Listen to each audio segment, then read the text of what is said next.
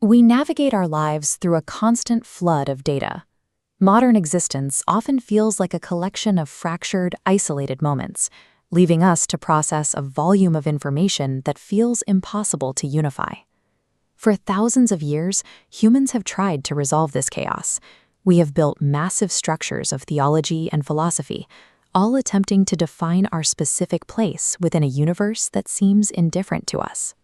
In the 8th century, the philosopher Adi Shankaracharya offered a radical shortcut.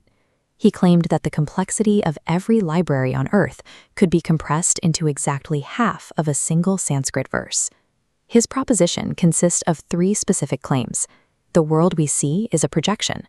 A singular reality called Brahman is the only constant, and the consciousness within the individual is identical to that universal reality.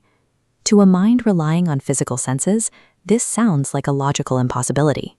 To see the truth in it, we have to look past our immediate perceptions and examine how our brains actually construct the world. Consider a common scenario. You are walking down a path at twilight and see a coiled silhouette in the dirt. You experience a visceral terror, convinced you've just stepped on a venomous snake. Your biological response is absolute. Your heart races and your palms sweat, because to your mind, the threat is undeniable.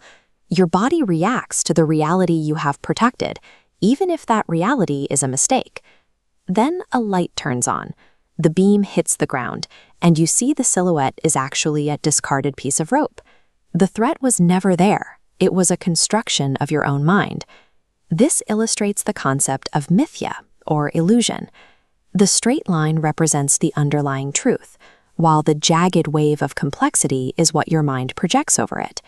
We perceive a fractured world, projecting a snake onto a rope. When knowledge is applied, the projection vanishes. What remains is the underlying singular reality hidden by our cognitive error. We can see this same logic in the physical objects we own. Consider a gold bangle, a ring, and a necklace sitting on a table. Our language treats these as 3 separate things with different names and purposes. But these names only describe the temporary form of the objects, not their actual substance. If you melt them down in a crucible, the bangle, the ring, and the necklace vanish.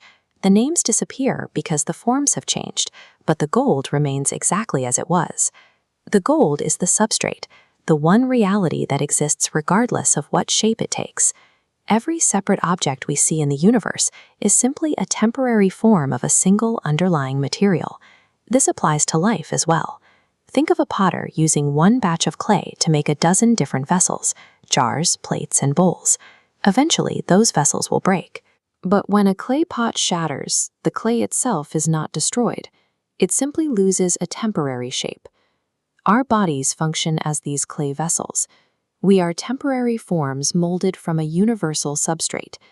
In this view, biological death is not an ending, but a return of the form to its original material. This diagram shows 3 distinct geometric shapes. Our perception focuses on their complex edges, tricking us into seeing separate entities. But when the focus shifts to the internal substance, differences vanish. The shapes were a secondary characteristic of a uniform reality. Shankaracharya used this logic to reach his final, most significant conclusion. The individual soul and the supreme reality are the same. Your consciousness is the same material as the universe itself. Like a drop returning to the sea, the individual spark is inseparable from the whole. This realization changes how we look for meaning. Instead of searching outward or feeling dwarfed by the cosmos, we find reality within our awareness. By philosophically recognizing your core consciousness as the ultimate reality, the fear of isolation dissolves. You are left with the peace of knowing you are not a visitor in this universe, but the very substance of it.